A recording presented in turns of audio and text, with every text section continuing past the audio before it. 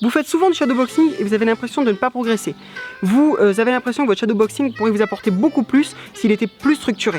Vous avez très certainement raison. Mais on vous donne les 3 piliers pour bien structurer votre shadowboxing dans cette vidéo.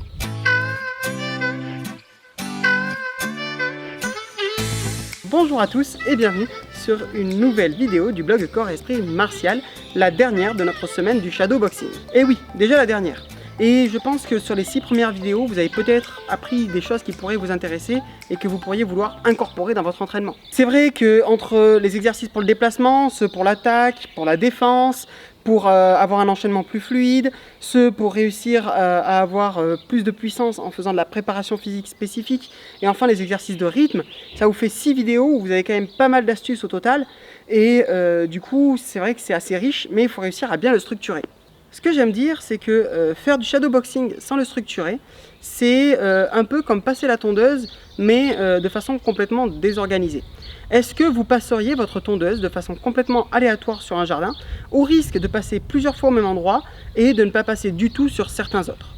Je pense pas. Moi, en tout cas, quand je passe la tondeuse, je le fais de façon soit concentrique, soit avec des lignes, mais de cette façon, je sais que tout mon jardin est fait et que je n'ai rien oublié. Bien, et avant de commencer cette vidéo où je vais vous donner les 3 piliers pour bien construire votre shadowboxing, je vous invite à télécharger notre méthode d'assouplissement dédiée aux arts martiaux pour avoir une souplesse dynamique, pour avoir une souplesse qui est en mouvement, de la mobilité, et du coup ça vous permettra d'être en bonne santé aussi. Le lien est juste en bas, vous avez juste à cliquer dessus, n'hésitez surtout pas, c'est gratuit. Alors quels sont ces 3 piliers? Je tiens juste à dire qu'ils sont tous aussi importants les uns que les autres, et qu'il y en a qui sont même primordiaux, sans quoi vous ne réussirez pas à avoir un shadowboxing efficace. Et on commence tout de suite avec le premier des 3 piliers, la planification. Quand est-ce que vous allez faire du shadowboxing? Est-ce que vous en faites une fois par semaine? Est-ce que vous en faites 5 fois par semaine? Ça va énormément changer. Et essayez de vous mettre des objectifs sur les shadowboxing. Alors, ça peut être des objectifs par shadow en tant que tel. Donc par exemple, votre séance shadow du lundi va servir à améliorer votre défense, votre shadow du mardi va servir à améliorer l'attaque, et celui du vendredi va servir à améliorer votre rythme. Ça, c'est une possibilité. Alors ça, c'est une très bonne idée, vous pouvez le faire, mais ce que je vous conseille, c'est d'aller un peu plus loin et de travailler un point précis par semaine. De cette façon, vous aurez vraiment creusé le point précis. Mais moi, ce que je préfère vraiment, c'est avoir une planification hebdomadaire. C'est-à-dire qu'il y a vraiment un objectif sur lequel je vais travailler sur la semaine dans mon shadowboxing. Alors, je peux avoir des objectifs secondaires, mais par exemple, je vais travailler la défense sur la semaine, la première semaine du mois. Sur la deuxième semaine du mois, je vais travailler l'attaque. Et sur la troisième semaine, je vais travailler un enchaînement qui mêle des exercices de défense et des exercices d'attaque. Et souvent, j'aime même être plus précis que ça. Par exemple, je vais aimer travailler la première fois de la semaine sur des crosses, donc, ou des gyakutsuki. Je vais travailler la défense. Après, je vais travailler la défense sur des coups de pied, par exemple, des coups de pied directs, donc le yokogeri, ou le chassé de côté, le coup de pied frontal, le maegeri. Voilà, ça, je vais travailler dessus. Et c'est un exemple, hein. Et le vendredi, je vais travailler sur tout ce qui est coup de poing plutôt au corps, avec tout ce qui est les uratsuki ou les uppercuts, les mawashitsuki ou les crochets. Voilà, c'est un peu comme ça que j'aime organiser, c'est-à-dire que j'ai vraiment un thème assez précis sur ma séance. Voilà, et comme ça, après, je vais varier par exemple mes défenses, je vais varier mes rounds dedans, en me disant, sur le premier round, je vais travailler essentiellement les défenses en sortie intérieure, sur le deuxième, des sorties extérieures, sur le troisième, les sorties en dessous, et après, je fais tourner ces 3 rounds en boucle, par exemple. Ça, c'est une proposition de planification. Bon, je ne vous invite pas forcément à rentrer dans le détail, vous n'avez pas forcément d'intérêt à être autant dans le détail, bien entendu. Vous pouvez très bien juste dire, je travaille l'attaque, là la défense. Ça, c'est vraiment parce que moi, je suis un peu un psychopathe dans ma tête. Mais voilà, n'hésitez pas à ne pas le faire autant. Mais ça peut vous donner juste des pistes de travail, donc je me suis dit que je vous le disais quand même. Ce que je vous invite à planifier, c'est le partage de la vidéo. N'hésitez pas à partager cette vidéo, c'est vous qui la faites vivre, c'est vous qui faites vivre la chaîne merci. Alors, deuxième point, c'est l'organisation. Est-ce que votre séance, finalement, c'est le shadowboxing, c'est un échauffement? Parce que ça peut être un excellent échauffement.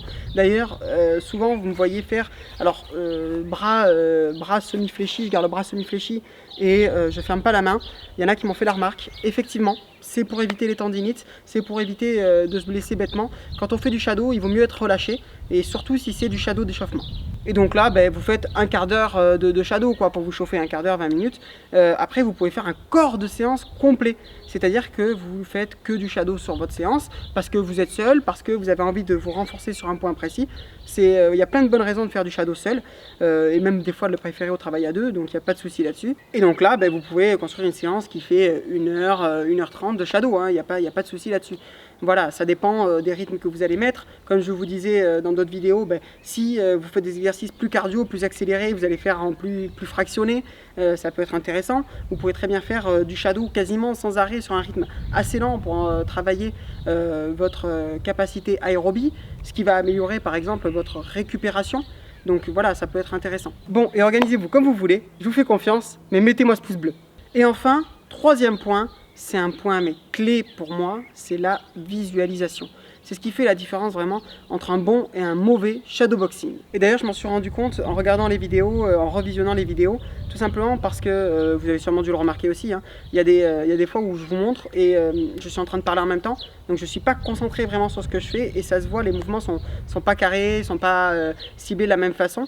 Voilà, donc déjà je ne suis pas un expert du shadowboxing, hein, mais c'est quelque chose que j'aime bien faire. C'est quelque chose avec lequel moi je sens que j'ai beaucoup progressé, c'est pour ça que je donne les clés.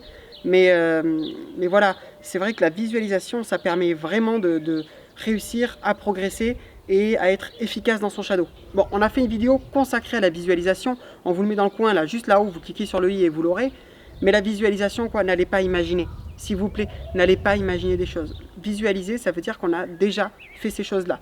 À moins qu'on ait un excellent niveau, à moins que vous soyez voilà, au niveau de champion olympique, de champion d'Europe, des choses comme ça, qui eux ont assez d'expérience pour visualiser un mouvement qu'ils n'ont pas déjà fait. Sinon, ça ne va pas être très efficace. Et donc vous allez visualiser quoi? Vous allez visualiser par exemple l'attaque et la défense que vous allez faire. Imaginons que je fasse un mouvement, je ne sais pas, je vais faire un blocage de la main avant et une frappe ici du pied avant. Eh bien, si je ne visualise pas, je ne vais pas réussir à viser vraiment quelqu'un qui serait là. Je vais avoir un mauvais timing, un mauvais temps, une mauvaise précision. Donc il faut vraiment que blocage, frappe, voilà, j'essaie de le visualiser. D'accord? Là, vous voyez, je ne l'ai pas bien fait encore. Je vais essayer de me concentrer un peu plus, je me tais. Voilà, c'est une proposition parmi tant d'autres, mais j'ai bien visualisé la personne qui venait me frapper avec son poing droit au niveau du visage. Je bloquais, je frappais, soit au niveau de sa tête, soit au niveau de son torse, selon la taille de la personne. Mais pour moi, c'était quelqu'un qui faisait à peu près ma taille, donc je devais viser sa tête. Voilà, si vous combinez vraiment ces trois piliers-là, votre shadow, il va vous apporter beaucoup plus que si vous le faites un peu à l'arrache. Je vous conseille vraiment, voilà, la planification, c'est quelque chose d'hyper important. Ça va vous permettre de savoir où vous allez et de voir ce que vous avez fait.